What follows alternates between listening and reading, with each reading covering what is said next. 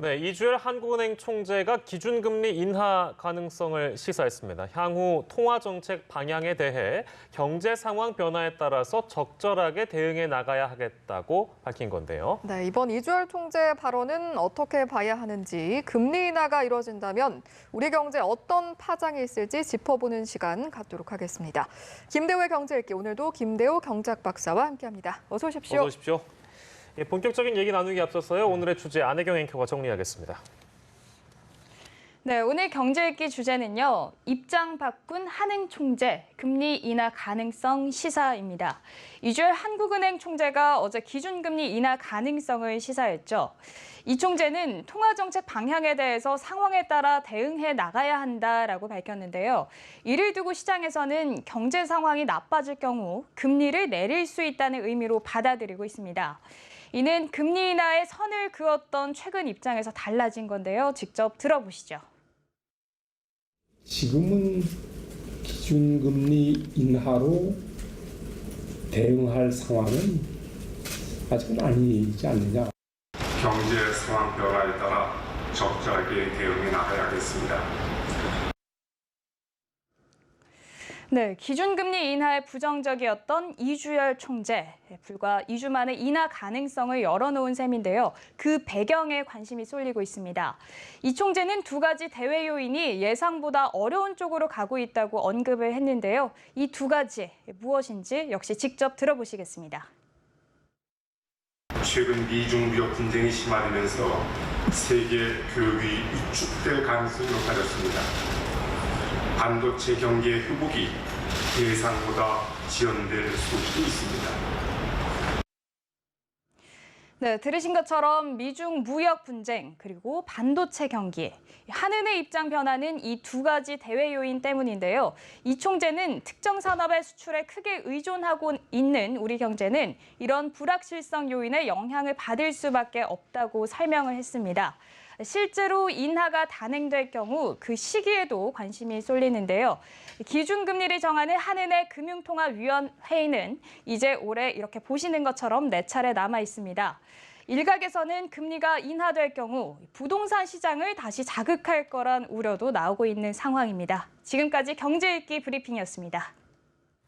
예, 오늘의 주제 만나보고 왔습니다. 안혜경 앵커가 정리를 해줬는데요. 물론 저희가 이제 이 내용을 전반적으로 다루겠습니다만 일단 금리에 대한 부분은 조금 그래도 이해가 필요한 것 같습니다. 금리 인하와 어떤 그 상승에 대한 부분이 왜 이렇게 중요하게 다뤄지는지 그 부분을 좀 먼저 설명해 주세요. 사실 이 시장 자유경제 체제를 채택하고 있는 자본주의 경제 하에서요. 예. 정부나 정책 당국이 경제를 움직일 수 있는 거의 유일한 수단이 금리입니다. 금리 외에는 사실 정부가 할 게 별로 없어요. 금리를 올리느냐 내리느냐에 따라서 시장의 경제 여건이 크게 달라지는데요. 예. 우선 금리를 내리게 되면 긍정적인 효과 입장에서는 금리가 싸지기 때문에 돈을 더 쉽게 빌려서 기업에 투자를 할 수 있게 되고 예. 조금 부정적인 측면에서 보면 싼 돈으로 돈을 빌려서 싼 이자로 돈을 빌려서 부동산을 살 수 있게 됩니다. 예. 그러나 어쨌든 그 경기가 올라갈 수 있는 거죠. 예. 그런데 금리를 이제 상승시키게 되면 예. 기업 경기도 둔화되고 부동산 경기도 잡을 수가 있는데 예. 그동안에 이 우리 정부는 특히 문재인 정부 출범 이후에는 아주 적극적으로 금리 인상 정책을 펴왔거든요. 예. 금리를 올려야 되겠다. 심지어 금리를 내리는 것은 지난 정부의 적폐라고까지 했습니다. 예. 경기가 아주 좋은 상황에서 금리를 고의적으로 내리는 바람에 부동산 가격이 크게 뛰었고 그로 인해서 빈익빈 부익부 그리고 우리 경제에 문제가 많이 생겼다. 예. 그런 정부가 갑자기 금리 인하 기조로 돌아섰다. 예. 이런 것은 상당히 굉장히 중대한 의미가 있는 것이죠. 그러니까 그 의미는 뭐 우리 경제 혹시 안 좋아져서 이런 거냐에 대한 뭐 해석도 있는 것 같은데요. 그거 어떻게 봐야 될까요? 그렇습니다. 이게 지금 그 한국은행 총재가 예. 우리 지금 직접 그 동화상도 봤습니다마는 예. 금리를 내리겠다라고 말씀하지는 않았어요. 네네. 금리 인하의 인자도 꺼내지 않았습니다. 예. 자, 그런데 시장에서는 한은 총재의 말을 1년 전, 2년 전 그리고 월별로 계속 오아치를 하고 있거든요. 네. 그런 각도에서 볼 때 이 이주열 총재는 6개월 전만 해도 기회만 있으면 금리를 올려야 된다고 그랬습니다. 예. 그리고 아주 최근까지는 금리 인하는 생각도 할 수 없다.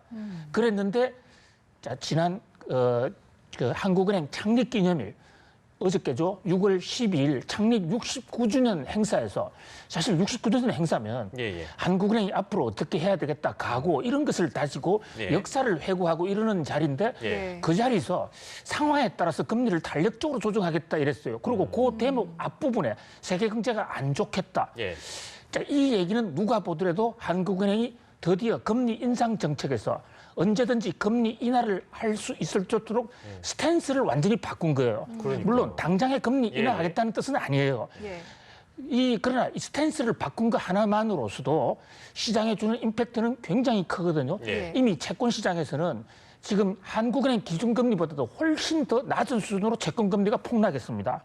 금리가 대폭 떨어진다는 얘기죠. 예. 그러니까 한국은행이 언제 금리 인하를 하는 것에 대한 관심에 앞서서 예. 시장은 이미 하는 총재의 발언이 예. 앞으로의 정책 기조가 확연하게 예. 금리 인하 쪽으로 갔다. 예. 이렇게 지금 시장은 판단하고 있는 것이죠. 예. 말씀해 주신 것처럼 일단 기조 자체가 굉장히 바뀌었고 1년 전과 비교했을 때 그리고 당장 지난달 말과 비교했다고 치더라도 굉장히 달라진 것을 저희가 알 수가 있는데요. 그렇다면 이런 변화는 왜 생겼을까요? 예, 불과 2주 전에 금통위가 끝났고 기자회견을 했을 때 그 당시에도 지금은 금리 인하할 때가 아닙니다라고 잘라 말했어요. 예. 사실 하는 총재는 이렇게 잘라 말하는 거 하면 안 됩니다. 시장에 너무 일방적인 신호를 주게 되면 예. 그것을 기조로 해서 투자가 일어나고 그러면 금융시장이 왜곡되거든요. 예. 그럼에도 불구하고 불과 2주 전에 하는 총재는 지금 금리 인하 안 할 때가 아닙니다고 잘라 말했어요. 예. 그만큼 확신이 있었는데 예. 갑자기 돌았었어요. 예. 왜 그렇게 돌았었느냐? 그것은 본인만이 알겠지만 현재의 상황으로 이렇게 비추어 볼 때 예. 지난주 일요일 날 윤종원 청와대 경제수석이 우리 경제가 좀 안 좋다라는 이런 발언을 했어요. 예. 기억나시죠? 일요일 날 청와대 출입 기자들을 모아놓고 간담회를 하면서 예. 우리 경제가 하방 압력이 있다, 하방 리스크가 있다는 것을 정확하게 10번 표현을 했습니다. 이제 10번 했습니다. 예, 정확하게 제가 다 세어봤는데 10번을 예. 했거든요. 예. 그 짧은 기자회 중에 10번을 했단 말이죠. 그동안에 예. 청와대는 지난번에 장하성 실장이나 홍장표 실장, 홍장표 수석 이런 사람들은 지금 경기가 좀 안 좋은 것 같지만 곧 살아난다. 예. 걱정하지 마라. 그리고 오히려 금리를 인상해야 될 것이라고 했는데 예. 현 정부 들어서 청와대 수석이 경기 하방을 얘기한 게 처음이거든요. 예. 그 발언을 하고 바로 사흘 후에 한국은행 예. 총재가 금리 인하를 시사했단 말이죠. 예. 그리고 그 하루 전에는 당정청 회의가 있습니다. 민주당에서. 예. 거기서 이인영 원내대표가. 원내대표가 자, 금리도 좀 내려야 될 거 아닌가 기자들에게 그 얘기를 했습니다. 예. 이 세 가지 시그널이 동시에 합쳐지면서 예. 정부의 스탠스가 크게 바뀐 게 아닌가 이를 보는데 자, 그리고 왜 바뀌었을까? 그 대목이 굉장히 중요한데요. 네. 첫 번째 지적은 이 야당인 한국당을 향해서 지금 경제가 안 좋으니까 빨리 추경해라. 예. 국회 빨리 들어가라고 압력을 가하기 위해서 예. 정치적인 프로파간다로 했을 것이다라는 그런 추측이 하나 있고요. 그다음에 두 번째는 실제로 경제 지표가 좀 안 좋아진 것 같아. 예. 한국은행 총재가 이랬습니다. 1, 4분기 우리 GDP 성장률이 마이너스 0.4로 떨어지지 않았습니까? 예. 처음에 0.34라고 그랬다가 마이너스 4로 지금 더 떨어졌거든요.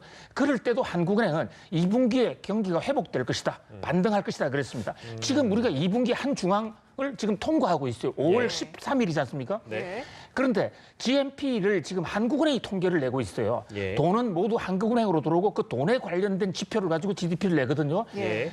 가장 앞장서서 보고 있는 한국은행이 볼 때 2분기 GDP가 생각보다 안 올라가고 있다. 예. 이렇게 미리 예고 자료를 본 것이 아닌가. 예. 이제 그런 관점. 그리고 하는 총재도 실제로 얘기했다시피 지금 반도체가 안 좋다. 예. 반도체 수출 통계는 LC라든지 미리 그 지표를 좀 잡을 수가 있거든요. 2분기에 반도체가 좋아진다고 그러는데 반도체가 좋아지기는 지금 더 나빠지고 있습니다. 예. 자, 거기다가 대외 무역 미중 무역 전쟁 예. 이것이 희망이 잘 없다. 이런 것들이 정폭되면서 상당히 위기감 쪽으로 이 경제 이렇게 두면 안 되겠다는 쪽으로 바뀐 게 아닌가. 이게 이제 시장의 지배적인 판단이죠. 그러니까 표면적인 메시지만 지금 박사님이 말씀하신 걸 종합해 보더라도 지금 대한민국의 경제 수장 예. 금리 인하 지금 시그널을 주는 상황이고요. 예. 청와대 경제수석도 아까 말씀해 주신 대로 그렇습니다. 예. 이제 하방 리스크에 대한 예. 표현을 무려 10번이나 했다고 예, 말씀해 정확하게 주셨고 10번 했습니다. 심지어 저도 생각나는 게 한 2, 3주 전에 그 이인영 원내대표가 저희 프로그램 이 시간에 나왔었는데 예. 그때 그래서 박사님 못 나오셨잖아요. 근데 그때도 제가 기억나는 게 하방 리스크에 대응하기 위한 추경이 필요하다라는 얘기를 했습니다. 예. 그러니까 이게 지금 정부의 어떤 기조인지는 모르겠으나 예. 삼박자가 맞춰져가지고 메시지가 나오고 있단 말이에요. 예. 그러니까 그만큼 지금 상황을 엄중하게 보고 있다라는 예. 건 분명한 것 같습니다. 그렇습니다. 예. 정부의 정책 기조가 뭐 이후에 어쨌든 간에 예. 정책 기조가 금리 인하도 검토할 수 있다. 선을 나눈다면 금리 인하 광장에서 예. 금리 인하의 광장으로 발을 옮겼다. 예. 그런 면에서 경제 주체들이나 기업들, 가게들이 이 상황을 굉장히 엄중하게 보아야 될 것으로 보입니다. 예, 그럼 짧게 지금 이 결정은 옳은 결정이라고 보세요? 예, 저는 뭐 함부로 예. 제보다도 더 훌륭하신 분들이 정책을 결정을 하시는데 예. 함부로 평가하기는 그렇습니다만은 예. 저는 작년에 예. 한국은행이 11월 달에 금리를 올렸지 않습니까? 예. 그것이 잘못됐다고 봅니다. 아, 오히려 좀 더 늦었다. 금리 지금 인상 박사님 잘못한 말씀을? 거다 말이죠. 아. 그때 이미 우리 경제에 지금 우리 경제가 위기는 아니지만 예. 하방 리스크는 그때부터 있었거든요. 예. 그렇다면 그때 최소한 금리를 손을 대지 않았어야 됐는데 예. 금리가 경제가 안 좋은 상황에서 금리를 올리는 나라는 사실 금융수를 잘못한 거죠. 그때는 당시에 부동산을 잡아야 된다는 그런 정치적인 레토릭이 너무 컸고 예. 또 미국이 금리를 올리니까 덩달아 올릴 수밖에 없는 그런 요인이 있었지만 예. 자, 그런 면에서 지나간 과거를 우리가 탓하는 것은 아니고요. 예. 지금이라도 하는 총재가 금리 인하 쪽으로 발목을 잡은 것은 예. 적어도 지금 상황에서는 아주 현명하게 처신을 잘했고 또 용감하게 그동안의 입장을 뒤엎는 것으로서 용감한 행동이다 이렇게 볼 수 있습니다. 늦었지만 필요한 결정이다. 그렇습니다. 라는 예. 부분이고요. 예. 네. 그렇군요. 어쨌든 이제 금리 인하로 이제 기조가 좀 돌아선 건데 그렇다면 이 결정, 이 방향의 결정이 어떤 영향을 좀 낳을 것인가 이것도 예. 저희가 살펴봐야 하지 않겠습니까? 지금 긍정적인 효과 같은 경우에는 저희가 시작을 하면서 짚어봤기 때문에 예. 우려되는 부작용이라든지 이런 부분을 좀 짚어볼게요. 예. 금리는 사실 시장에서 수요와 공급에 따라서 결정합니다. 우리가 많은 사람들이 착각을 하는 것이 금리를 한국은행이 내린다고 그러면 무슨 특별한 금리를 우리 가계대출 금리를 적용하는 금리를 내리는 게 아니에요. 예. 자, 기준금리라 해서 RP 14일짜리 자기들끼리 도매 시장에서 주고받는 금리인데 그것을 조정하기 위해서는 돈을 푸는 겁니다. 예. 한마디로 금리를 인하한다는 것은 통화량을 한국은행이 대폭 늘린다는 거예요. 네.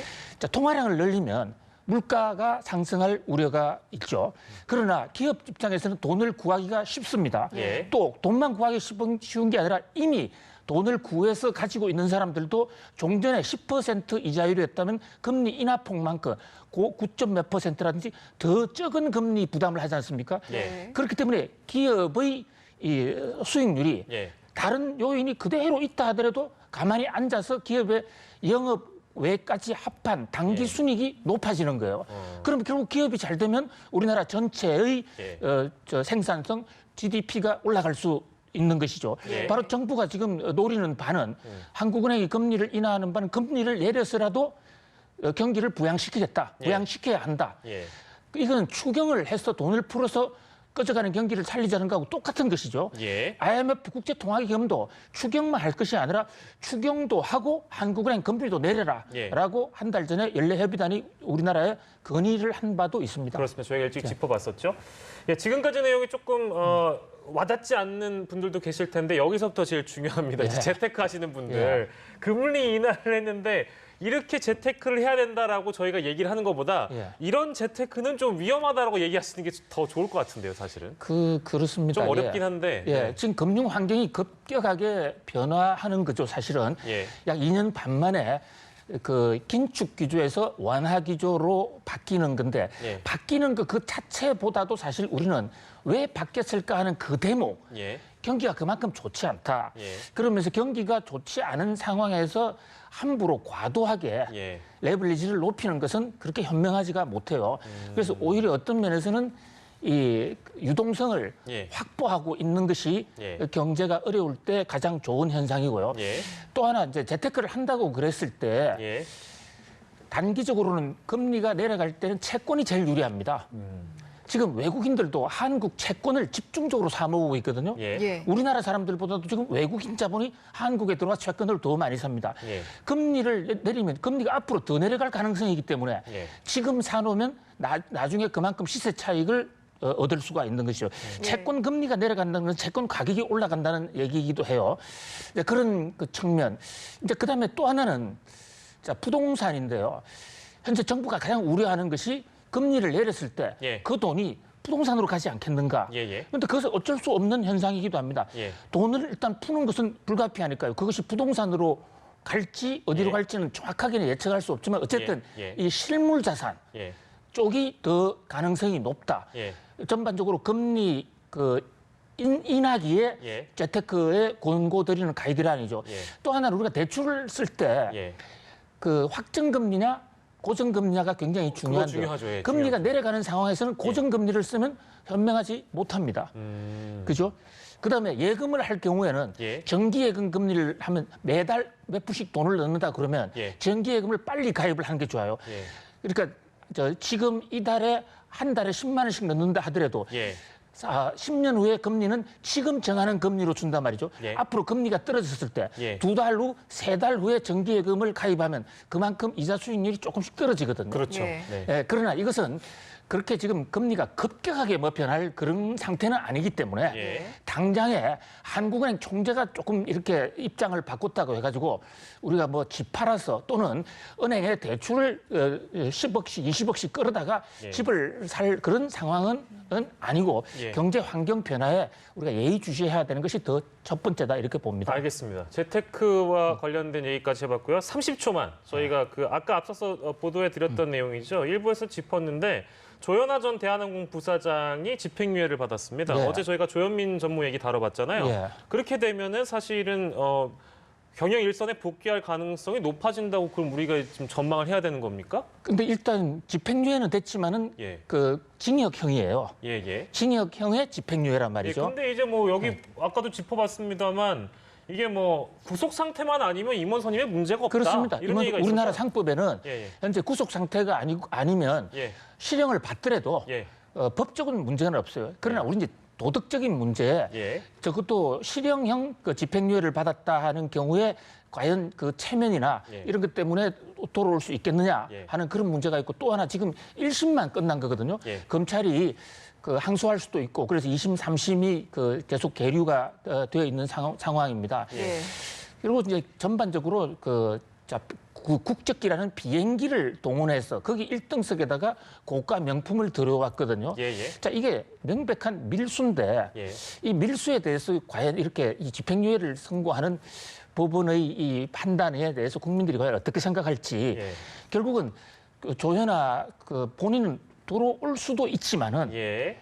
그러나 돌아왔을 때 국민적 저항이 예. 더 클 수도 있지 않느냐. 예. 그걸 이제 여러 가지로 따져봐야 되겠죠. 경제 관련 소식에서 이제 3남매 합동 경영에 이제 힘이 실리는 거 아니냐 예. 이런 분석이 벌써부터 나오기 시작해가지고요. 아주 짧게 저희가 짚어봤습니다. 예, 금리 얘기해봤고 마지막으로 짧게 저희가 또 조현아 전 사장 얘기도 해봤네요. 김대호의 경제 읽기 김대호 박사와 이 시간 함께했습니다. 고맙습니다. 고맙습니다.